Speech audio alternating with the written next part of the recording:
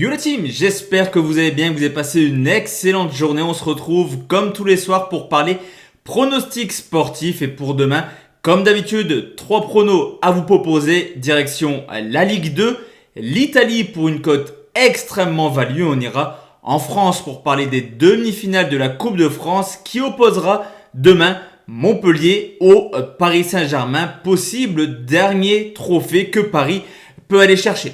Juste avant de parler pronostic, le petit rituel, le petit pouce bleu pour le référencement sur cette vidéo. Et comme d'habitude, également un petit peu de pub pour mes réseaux sociaux. Vous avez dans la description le canal Telegram de la Team Parieur, mais également mon canal Telegram personnel sur lequel on vous propose des pronostics une fois les compositions d'équipe données. On l'a vu, hier j'étais parti sur le fait que Manchester marque au moins 2 buts contre Leicester.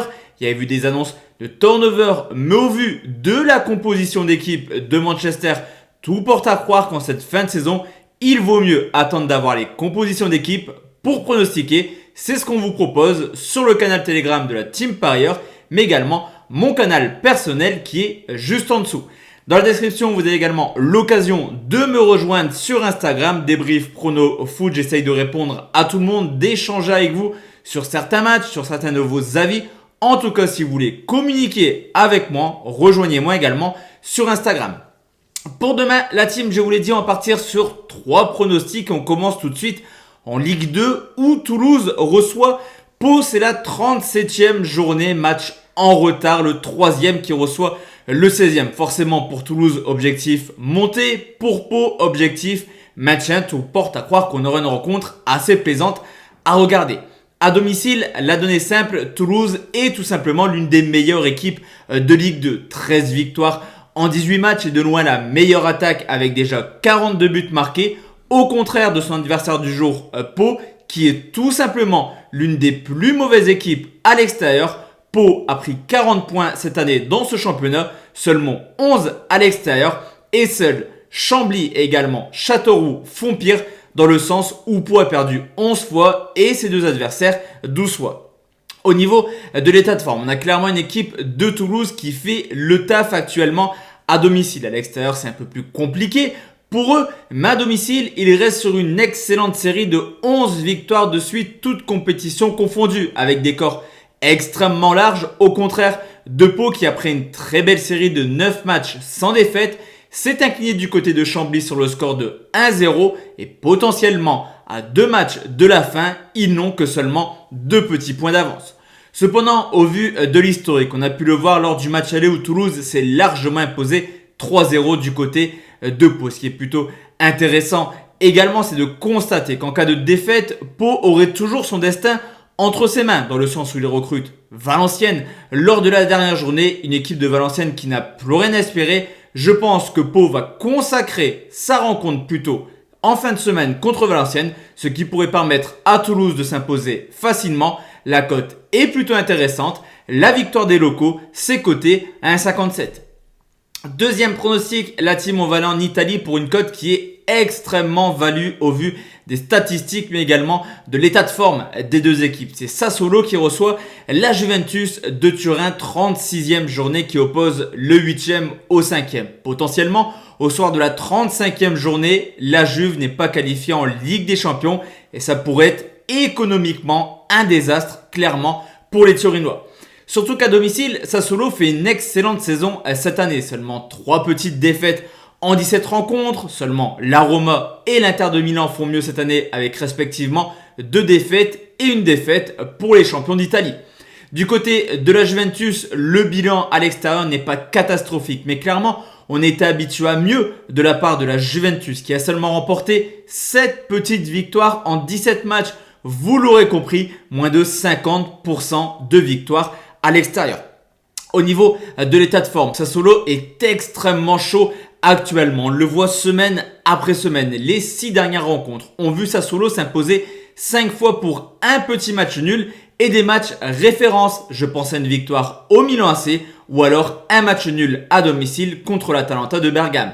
Du côté de la Juventus, la fin de saison est extrêmement compliquée. Seulement 5 victoires sur les 10 dernières rencontres. De plus, il reste sur une défaite 3-0 à domicile Contre le Milan AC, une défaite qui confirme le fait que la Juve a pas mal de soucis à se faire contre les Cadors. On constate une stat assez impressionnante sur ces 6 déplacements contre les équipes placées entre la première et la 7e place. La Juve, c'est une petite victoire, 2 nuls pour déjà 3 défaites. Vous l'aurez compris, à l'extérieur, la Juventus, c'est de loin une valeur sûre non négligeable.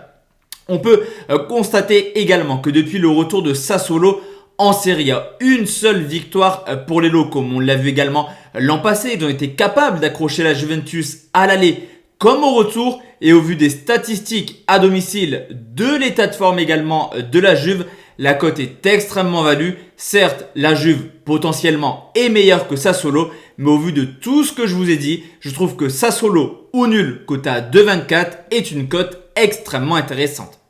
Et enfin la team, on va partir sur un dernier pronostic. En France, c'est Montpellier qui reçoit le Paris Saint-Germain, demi-finale de Coupe de France, qui jouera potentiellement, logiquement, Monaco en finale. C'est une belle petite question. Ce qui est sûr, c'est que pour Paris, c'est quasiment le dernier titre à aller chercher cette année. Le trophée des champions, c'est ok. La Ligue 1 me semble extrêmement compliqué. Il va falloir aller chercher ce titre en Coupe de France. Du côté de Montpellier, à domicile, c'est une équipe capable du meilleur comme du pire. En témoignent ses résultats. 7 victoires, 3 nuls pour déjà 8 défaites, mais offensivement, ça reste plaisant. 34 buts marqués, alors que du côté du Paris Saint-Germain, c'est tout simplement l'une des meilleures équipes à l'extérieur cette année en Ligue 1 et également la meilleure attaque avec déjà 40 buts marqués. Au niveau de l'état de forme, on a quand même une équipe de Montpellier qui est clairement en roue libre. Ils n'ont plus rien à espérer en cette fin de saison en Ligue 1, mais ça reste une équipe extrêmement plaisante à regarder. Laborde, Delors, Mavididi, clairement, il y a du talent du côté de Montpellier qui reste sur une très belle série de 12 matchs de suite en marquant au moins un but. Le Paris Saint-Germain, quant à eux, a montré que nerveusement, ils étaient vraiment extrêmement friables contre Rennes. Encore une fois, de l'énervement de la part de Kimpembe qui a pris un carton rouge. Et attention, Carnavas ne fait plus de folie actuellement. Les 10 dernières rencontres du PSG ont vu seulement un clean sheet à domicile contre Angers. De plus, historiquement, Montpellier aime bien embêter le Paris Saint-Germain. En témoigne sur les 5 dernières rencontres à la Mosson, 2 victoires pour Montpellier, un nul, 2 victoires pour le Paris Saint-Germain. Montpellier s'est marqué et marqué également contre le Paris Saint-Germain où ils ont marqué à 8 reprises. De plus, on peut constater qu'à domicile, Montpellier a marqué 3 buts contre Marseille, 2 contre Monaco, 2 contre Lyon, mais également 2 contre Lille. Vous l'aurez compris, le spectacle sera prévu demain à la Mosson et je vais tout simplement partir sur les 2 équipes marques côté 1,51. Donc voici la team, mes 3 pronostics pour demain. On se retrouve comme d'habitude demain soir 20h ou 21h pour une nouvelle vidéo de pronostics sportifs. Excellente soirée à tous et à toutes. Ciao ciao.